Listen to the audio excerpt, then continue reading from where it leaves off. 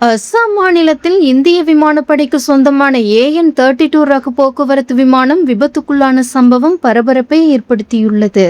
ஜோர்கட் பகுதியில் உள்ள இந்திய விமானப்படை தளத்தில் விமானம் தரையிறங்கிய போது இந்த விபத்து நிகழ்ந்ததாக தகவல் வெளியாகியுள்ளது. ஓடுதளத்தில் வெற்றிகரமாக தரையிறங்கிய சில நொடிகளிலேயே விமானம் திடீரென வெடித்து தீப்பற்றி எரியத் தொடங்கியது. விபத்து குறித்து தகவல் கிடைத்ததும் விமானப்படை மற்றும் தீயணைப்பு படையினர் சம்பவ இடத்திற்கு விரைந்து சென்று தீயை கட்டுப்படுத்தும் பணியில் ஈடுபட்டுள்ளனர். விபத்திற்கான காரணம் குறித்து உடனடியான தகவல்கள் எதுவும் இதுவரை வெளியாகவில்லை. விபத்திற்கான காரணத்தை கண்டறிய விமானப்படை அதிகாரிகள் விசாரணை நடத்தி வருகின்றனர். அசாமில் இந்திய விமானப்படை விமானம் தரையிறங்கிய சில நொடிகளிலேயே தீப்பற்றி எரிந்த சம்பவம் பெரும் பரபரப்பை ஏற்படுத்தியுள்ளது.